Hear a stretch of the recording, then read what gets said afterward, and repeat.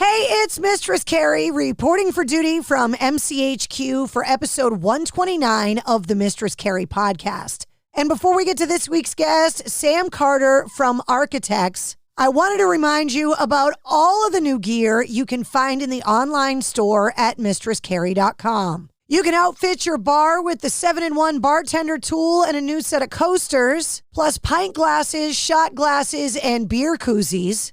And finally, the fitted caps, visors, and trucker hats are in. And make sure you check out the store at mistresscarrie.com coming up on Black Friday for the huge Black Friday sale. So if you want to listen to AC/DC and have a mistress for Christmas, you can check out the online store at mistresscarrie.com. Back in October, I was in Vegas celebrating my birthday, and I also went to a bunch of music events and concerts. One of the events was a listening party for the new Architects album, The Classic Symptoms of a Broken Spirit. And while I was there, I got to sit down just for a couple minutes and talk to Architects lead singer Sam Carter, who had just landed from the UK and gave me some very sage birthday celebrating advice. I tried to take it, but was unsuccessful, by the way. I asked Sam if he would come on the podcast. He said yes, and he made good on the promise. Sam and I talked about Vegas and COVID. We talked about being a politically outspoken band, his new hobby of running, mental health, his pets that he rescued from Romania, the upside of social media, how every band ends up like Spinal Tap, our shared love of the Beatles, and so much more. Matter of fact, we had such a good time talking that, well, I kept him late. Sorry, Sam. So allow me to introduce you to Sam Carter from Architects.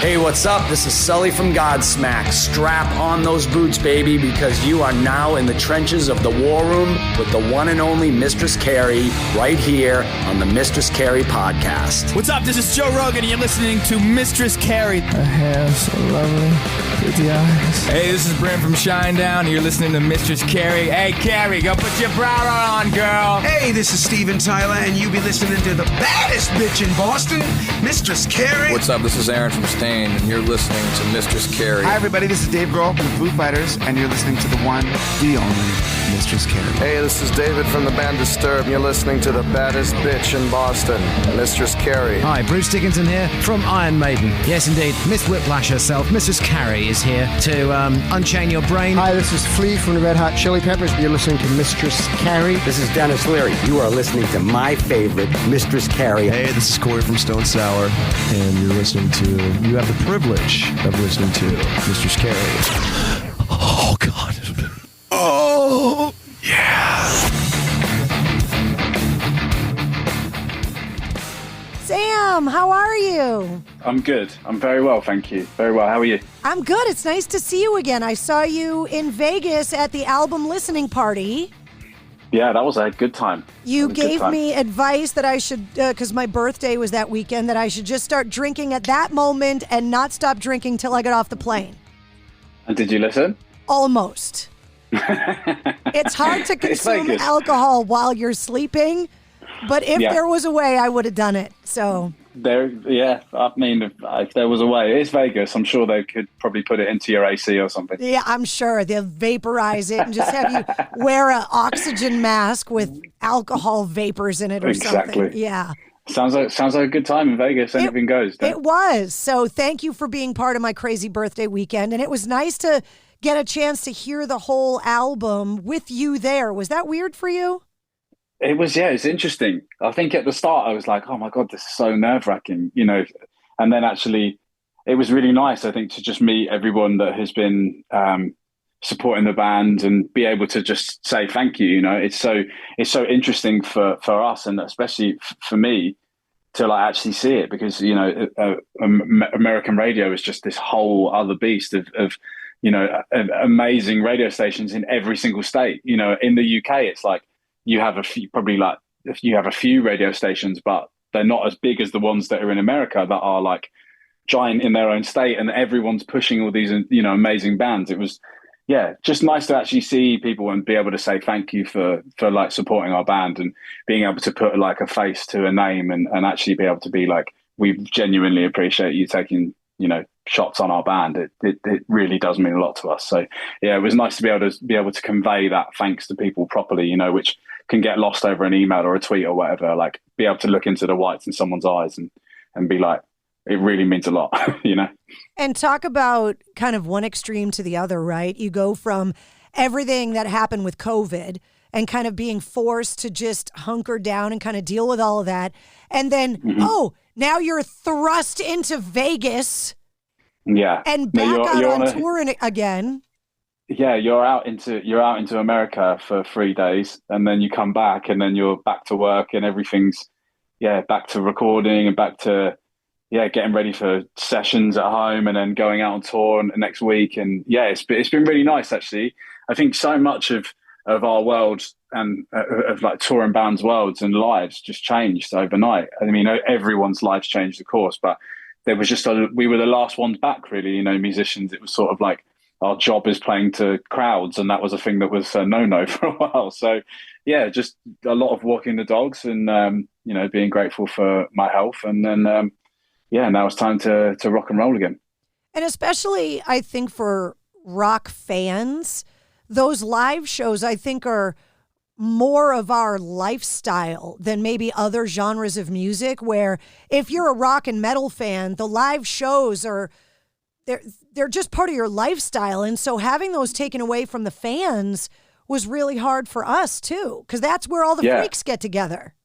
Yeah. It's kind of like a therapy for a lot of people. I think it's a room of people that feel quite similar, and you can go together and express, how you're feeling, and also have a band and bands that understand how you're feeling as well, and just engage in that I guess that positive energy in a room. Everyone's sort of releasing, the demons and stuff that they have by jumping around, and you always feel better after a run. So I'm sure you feel better after a mosh, And with the way the world is politically now, it seems to be one of those things where you can go into a rock show still. Sometimes no, depending on the artist or whatever. But for the most part, you kind of leave all of that stuff outside, because what we all want is to experience the music together. Well, I think also if you look at everything and you get too bogged down in politics, we're a very outspoken band, and we talk about things that we care about and we always have done. But I think it's kind of hard because everything's hard. There's no right or wrong answer either way. It's just like, I think sometimes it's quite nice to just get everyone in a room together and go, it's pretty rubbish, huh? And just be like, you want to just enjoy some music and have some rock and roll and have a good time. I think that's where we're at, and I think that's what's important is people kind of, that people have different political views. I think and sometimes you might not agree with something that someone says that doesn't necessarily make them an awful person. I think, and sometimes it's good to be able to engage in that conversation. But I think really kind of where the world's at, you can't really just have a normal chat anymore. Everything seems kind of too aggy. So let's just enjoy some rock and roll and have a good time while we can. I talked to Zach Blair from Rise Against about this, because they've always been an outspoken band as well. Is it getting harder for bands that have strong opinions? Is it scarier? Is it harder? Or does it galvanize you and make you, more driven to speak out about the things that matter to you? I think you're always going to have angry people that want to have a go at you. I think they've always been there, and there's always people that just disagree with you and want to take sort of personal shots at you because of that. I just think it's mainly important to just not rise to it, and just understand that, treat people with the sort of respect that you'd want to be treated with. We take a lot of shots for a lot of the stuff that we do and things that we talk about, and even the sound of our band sometimes annoys people, So I think it's just key to just try and be kind, try and put some kindness back in there. Two wrongs doesn't make any rights. And if someone's already that angry, they're not gonna enjoy you coming back at them and being angry. So you just got to be like, peace, it's all good. You talked about having time to walk the dogs. When you were kind of forced to quote unquote be on vacation because of COVID, just unable to tour and do what you do best. What did you find joy in besides obviously walking the dogs? Did you discover a new hobby, learn a new language or anything? What were you doing? Other than sort of finishing off the record and writing the record, mainly I got really into running, enjoyed running, and I say I enjoyed running. I didn't know one really enjoys it. It's just the sort of feeling afterwards where you go like, oh, I feel like I've done something. Other than that, just trying to spend a bit of time in nature and sort of getting outside. We're very lucky. I live right by the sea, so I can sort of walk down there, and the English weather sort of gives you something different every day. It normally rains at one point, but it's you go down there, it's like a different day every time you go down there. So that's kind of just how it enjoying is time here at in home. New England too. Yeah. That's probably why it's called it. Yeah, exactly. Yeah. I know what you mean about. Oh, go ahead. No. Yeah. So just trying to take the positives from it, and trying to just enjoy the time and just hold on to the thought that it will all come back, and the sort of normality will resume. There's no point in wishing or rushing it because I didn't have control, I ran the Boston Marathon a few years ago, which growing up in Boston, it's kind of that Everest, right? That you just you want to do it once, kind of check it off your bucket list thing. And in training for that, especially in the wintertime here in New England, when you talk about not enjoying running at all, it's still like I will never, ever run the marathon ever again. Most miserable experience ever. So glad I did it. Yeah. Can't believe you can say you've done it. Yeah, exactly. Yeah. But I used to make the joke that unless a zombie was chasing me with a hatchet, you wouldn't catch me running for fun. What is it about running? It's like signing up for personal torture.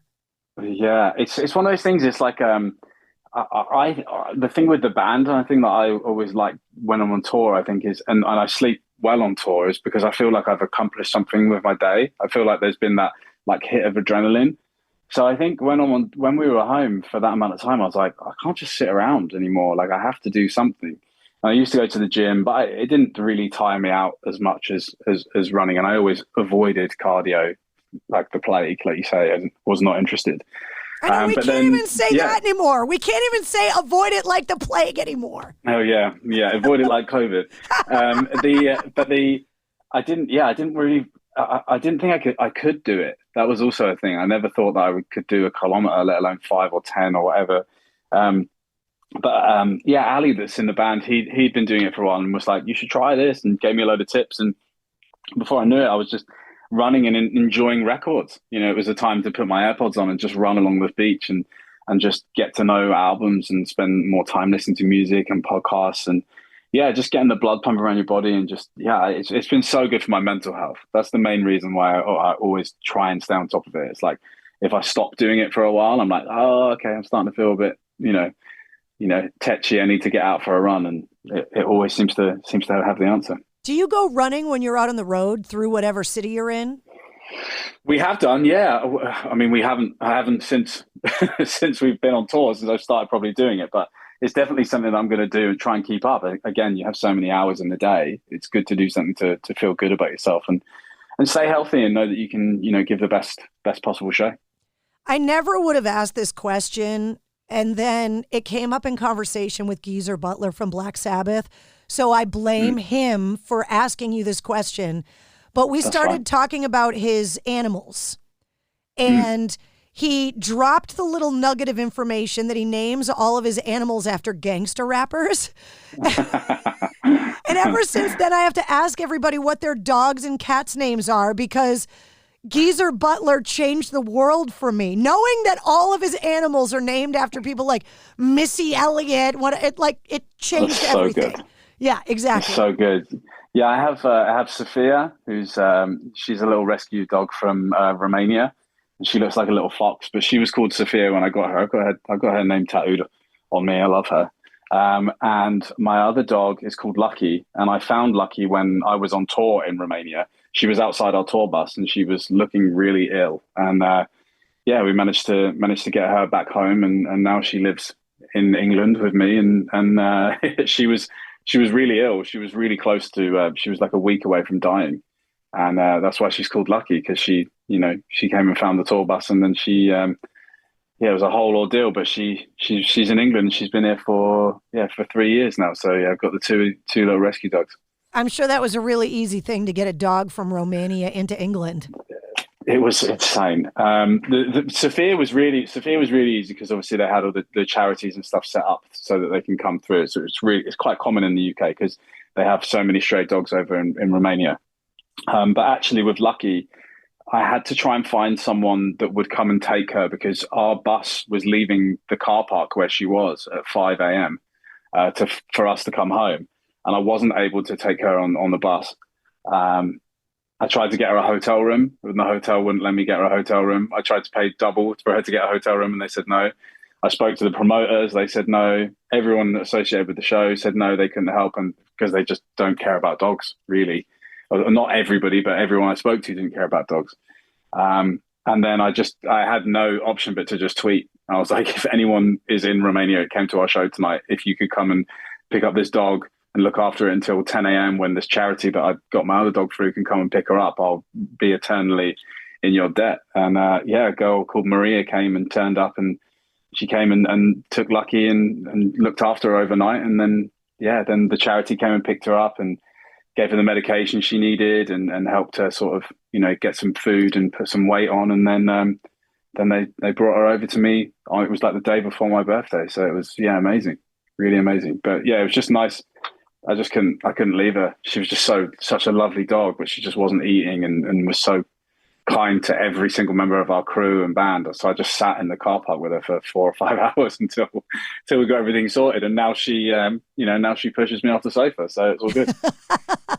It is kind of amazing with all of the negative things that come from social media that good things can come of it too.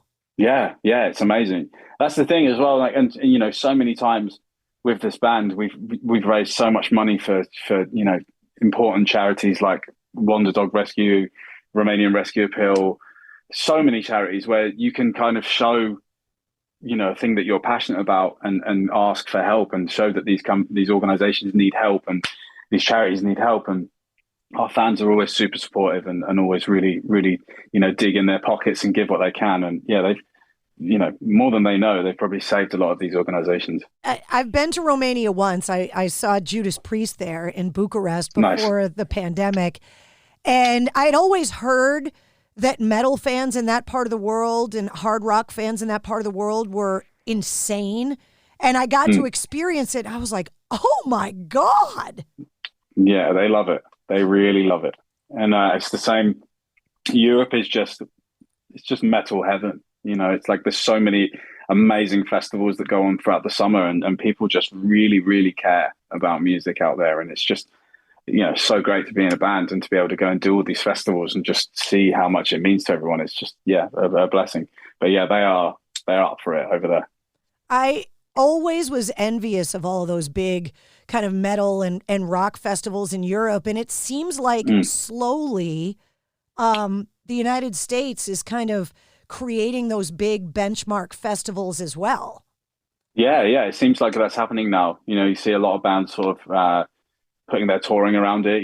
We were supposed to be there this year and we were looking forward to playing a couple of those shows. But it looks like it's really coming on. We were lucky to play a few years back before the pandemic as well. And it feels like that's always been an opportunity. I'm just not sure why it wasn't there, but now it feels like it is, Even things like, like the Mayhem tour and Warped Tour, when we did that, I was amazed at how many people will come to these shows every day in across America. And I think, there's some big rock and big metal fans in America that will happily fill out, a soccer stadium out there. And I got to see, we did a show and I went to go and see Papa Roach. Like they were headlining one of the festivals and it was in like the Columbus Crew Stadium, I think it was.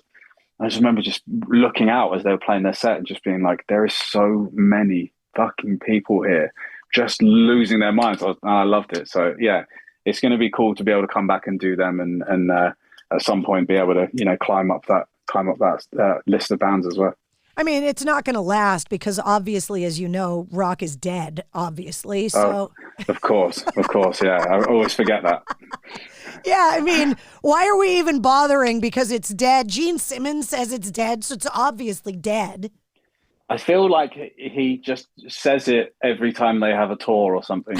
Like he must know at this point that it's going to get clipped up and everyone's going to go crazy. Tour. This is the last tour. Yeah, it's funny. I think I always hear about it over here as well. And I think there was I think there was 5 weeks in the UK where it was like Bring Me, Us, You Me at Six, and Shikari and Mogwai. And I think they were all in a row where we all had #1 albums. And it was like, well, we're all rock bands, we're all like metal and rock and hard rock bands. And I think I tweeted out at the time, I was like, oh, rock's dead, is it? Well, you got to tell the UK because, they're very much up for it. Yeah, I think there's so much great music out there now. And I think it's just getting rock and metal and punk and everything is just seemingly getting more and more popular. And especially in America, it seems like it's just blowing up at the moment. And every sort of new band that's coming through is super exciting. So yeah, it's really good times. I talk to a lot of bands, and it's always really funny to talk about the ping pong ball of rock and how it's gone across the Atlantic from the U.S. to the U.K. and back again with, all of the bands that got inspired by all of the original blues, and then all of the American artists that got inspired by all of the British artists. So can we talk about you growing up and what you were listening to growing up?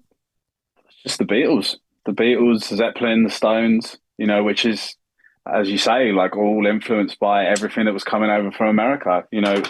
The Beatles and bands like that were getting these records in Liverpool because there was a port in Liverpool where the big boats are coming from New York, and they would, bring 7 inches over from there, and then they would hear about these bands, and then they would start covering them. And so my life and my childhood was listening to the Beatles and the Stones, and just I'm very blessed to come from a family of people that love the Beatles. Me and my dad still geek out over it. My house is pretty much a museum to them.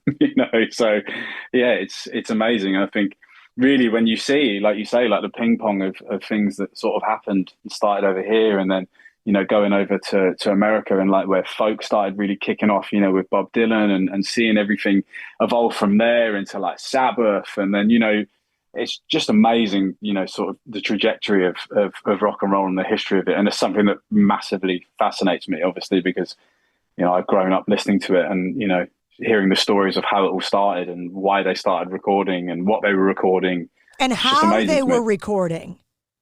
That's also the other thing that I love.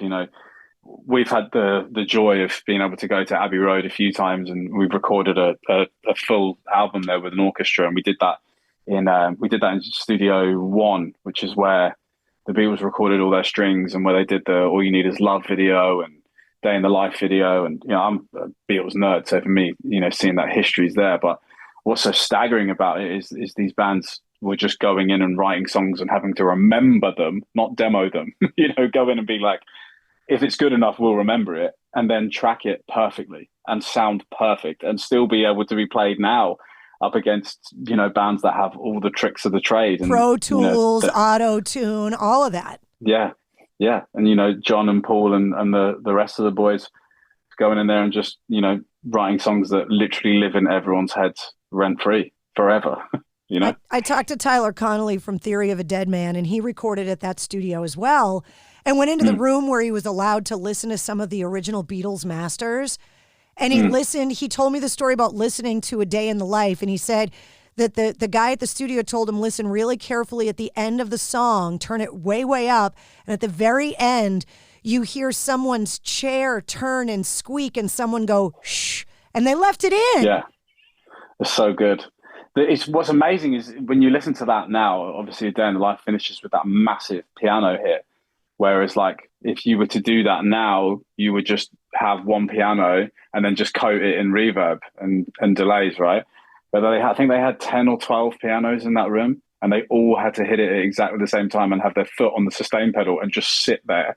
And yeah, I love it. I love the sort of the element of just someone, standing up or their chair creaking and being like, man, we just got that perfect.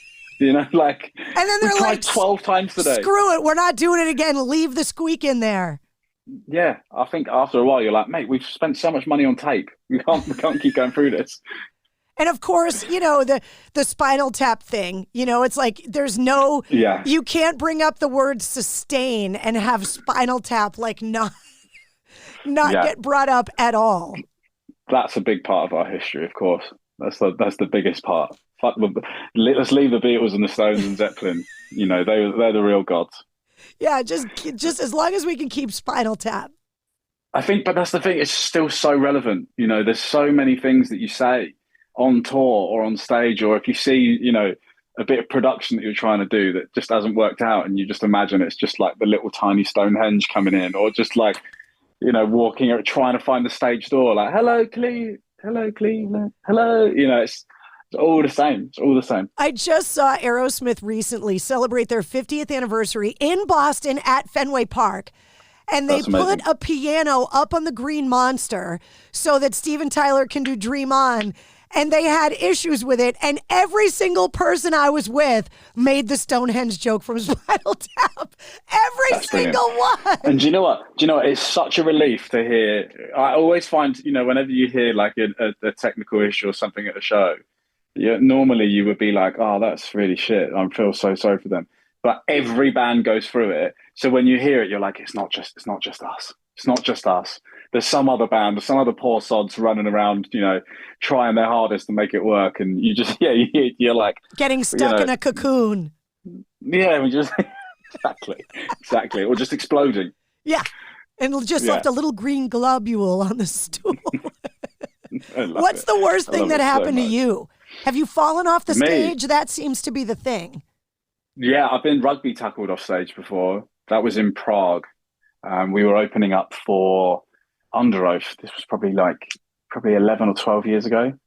I ran out on stage and we were ringing out, waiting to, kick in, and someone just ran from behind me to try and crowd surf and just took me off my riser. I just fell straight off the stage and just smashed my head on the floor. And then the next thing I know, I was just back on stage and I was like, what the fuck just happened to me? And then someone just ran into you. I was like, all right, cool, let's go on with the show. I think my friend came over and gave me I think it was like a whiskey and Coke, and he was like, this should sort you out. And I just had it and was like, cool, let's go. Yeah, start again. I'll stand up there again and wait for someone else. Yeah, it's my way out. It's my security. So when you were growing up, like I had kind of the same thing, that my mom gifted me with a love of the Beatles. But obviously I appreciated the music, but don't have the ability. So you're growing up listening to the Beatles with your dad. When did it go from just liking music to actually figuring out that you could do it? I think I was around 12 or 13, and I started playing drums, and I just loved it. I loved it so much. I had lessons, once a week after school. And then, gradually it was like, I can't wait all week to go and do that. Then you'd start playing drums on the end of your bed, and then it was like practice pads. And then, it's something about learning an instrument that, like, when you actually find the one that you love, it's not hard work. It's not like you have to rehearse, you have to do this. It was like, you just wanted to do it. I remember when I first got my first ever drum kit, I'd worked like a year or 2 years to save up the money to afford this kit. I was just doing a paper round. And then when I got it, I when it was in my room, I could barely sleep because I was just looking at it like, I cannot believe this is in my room. I'm like in love with this thing. And it just overtakes your life. And then you start almost, in a weird way, it sounds crazy, but you start understanding that, like, somebody, when you're listening to music, you're like, oh, that's somebody doing this, and you're like, okay, so it's this many kick drums and this snare here and here, and you're like, oh my god, like, how do you write stuff like that? And then you go from there. You start figuring out like simple things, like your drum kit doesn't sound the same as somebody else's drum kit, and cymbals don't sound the same, and you start getting new cymbals and saving up for other things, and just falling in love with production and writing and recording. And as you say, like, hearing those bands and being like, how do you write a drum part like that? Like, then you listen to John Bonham and go, I'm never playing the drums again. Why do I even bother? We're just like, he's the coolest fucking guy in the world. Like, why do I even bother? And I think people like Travis Barker, like, influenced an entire generation for kids like myself to want to play drums. And and he's still doing it now, which is incredible. Like still doesn't miss a beat. We played a festival with them a few years ago and watched them live, and I was just like, it's just staggering how good he is. He looks like somebody that should play the drums.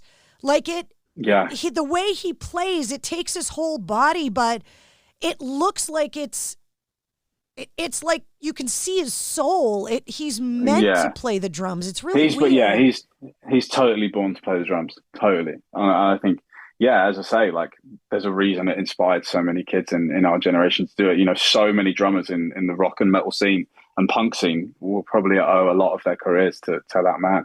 And much like before, you know, I think like, you know, with Ringo and with Bonham, I think, you know, drummers like that are the reason why he started doing it, you know, and there will always be these stars from these generations of people that are influenced by your past. I think, yeah, you're foolish not to look back there and sort of understand the history of it and why it's important to sort of honor those bands and not just be like, oh, they're shit just because I don't get it. You know, it's just a waste of time to think like that.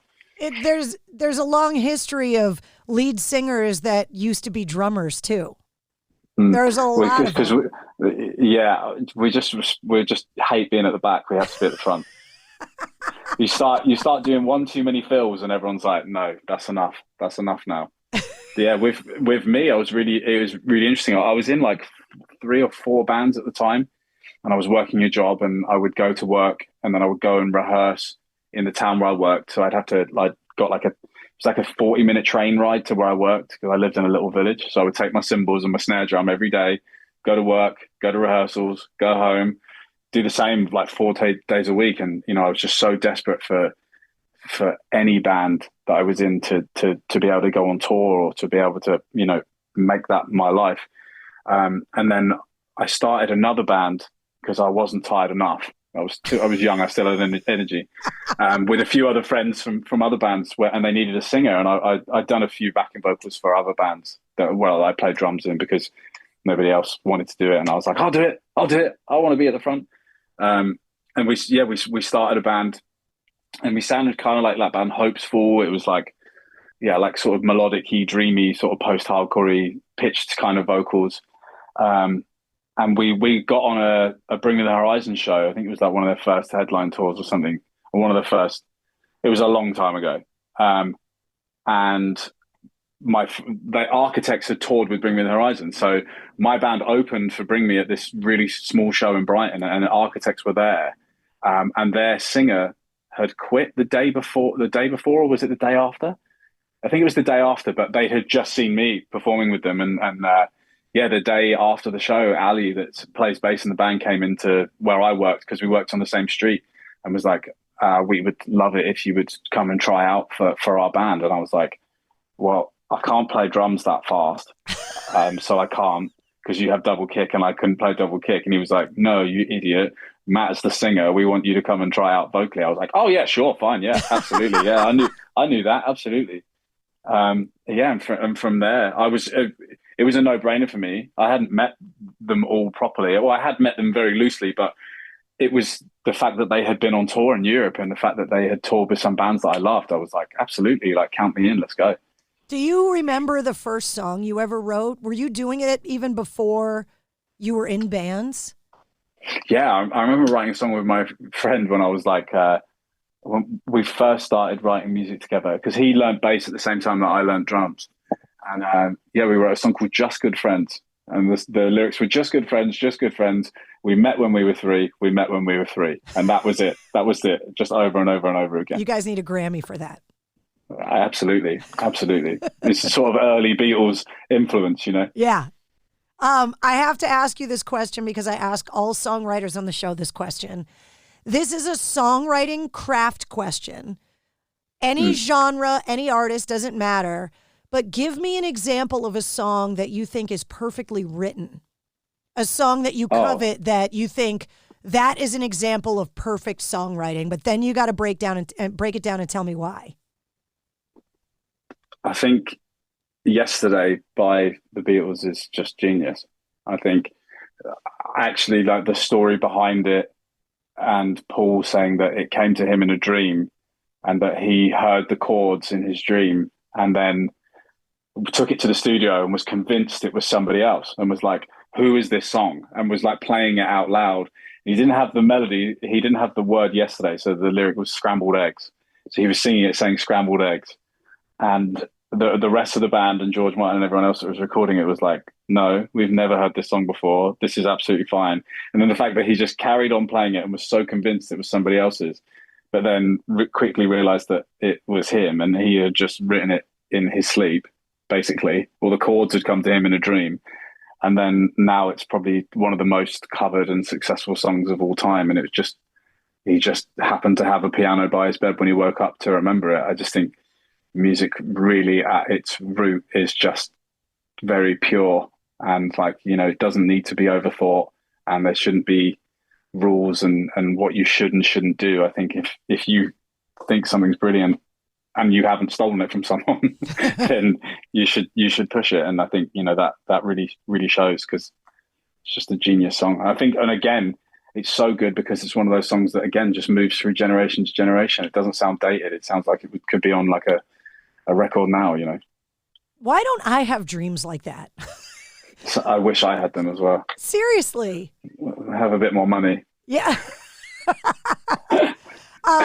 We got to talk before you go about this record because unlike any other album that Architects has released, this is the fruit of the plague, as we were joking about earlier, a time when the band had a lot of downtime to be able to focus on it, where normally in a band, you're kind of juggling touring. We got to get the record out and we got to do this and we got to do that. And so the engine gets shut off and they say, okay, you're home now. Did you enjoy having more time to work on a record, or did you find yourself overthinking the writing process because you had too much time? I think it's a little bit of both. I think we'd already finished writing For Those That Wish to Exist just before the lockdown started. So that was really just recording it and finessing it. And then we just had so much time on our hands that it was like, well, let's just carry on doing what we're good at doing. And that was writing. At that time, we just felt like we were in a really strong form, and we just carried on. And it was just really fun, you know, because we never really set aside time to be like, this is when it needs to be done. This is what's going to happen. Nobody knew we were doing it. So we were just, you know, when we were allowed to be together, it was like, okay, let's book this time in the studio and go and, you know, work together and just have fun. And I think that's what people hear in the record. I think, you know, so much of music is to be taken so seriously. And if you're a heavy band, you've got to be this or that, and it has to have this and that. And I think really this record is just 5 people in the studio just having a really good time for the first time in a long time, actually just being a bit free and a bit just fun, because it's our band. We've been in it for 17 years and we've had a lot of ups and downs. And I think sometimes you've got to make these big jumps sonically to do things that you enjoy. And I think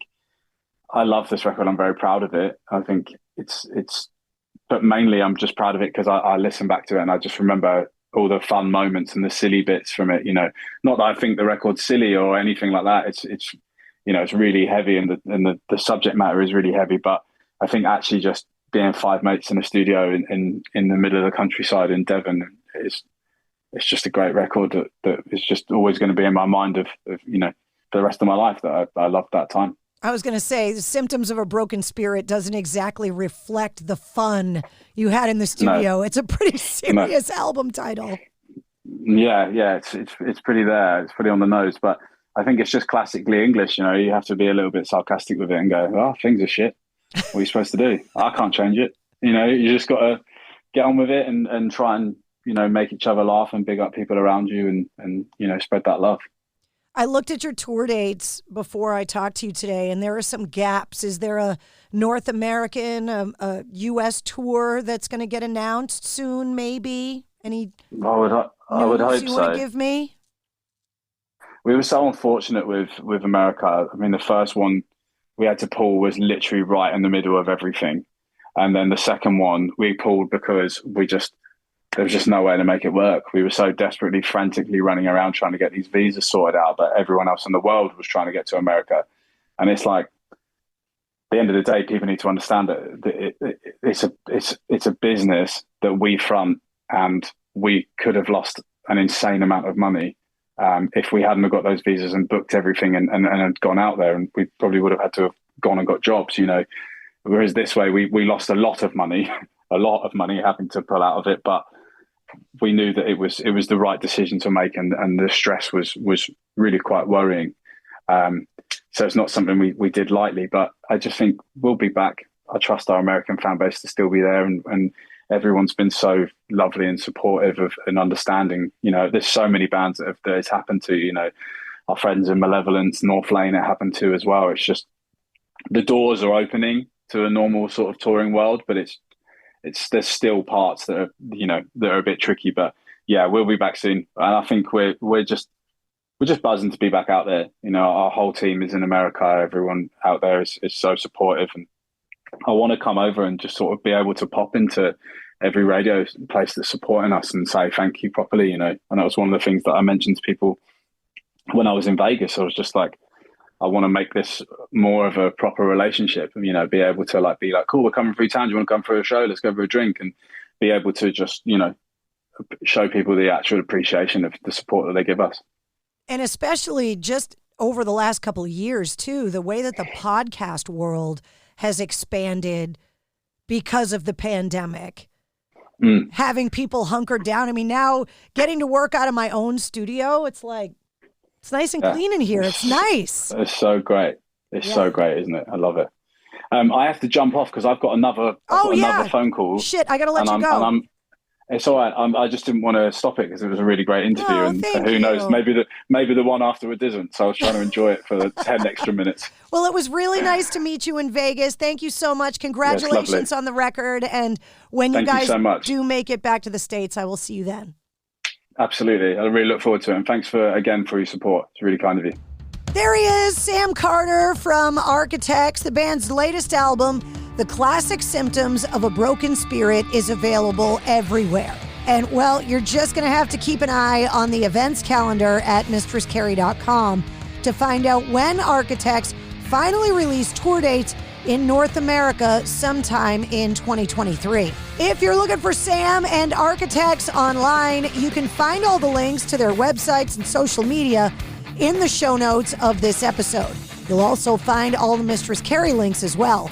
And you'll find the link to this episode's corresponding playlist. I make a playlist for every full-length episode of the Mistress Carrie podcast.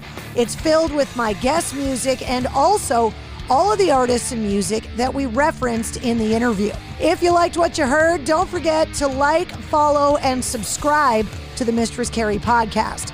New full-length episodes come out every Wednesday, and every weekday you get the sit rep. It's all your rock headlines, music news, and industry info in 5 minutes. Plus, you never know when we're going to release a bonus episode of the podcast. Don't forget to tackle all of your holiday shopping online at mistresscarrie.com, and join me every Tuesday night at 8:30 Eastern live on my Facebook page for my video show, Cocktails in the War Room. The Mistress Carrie podcast, a proud member of the Pantheon Podcast Network.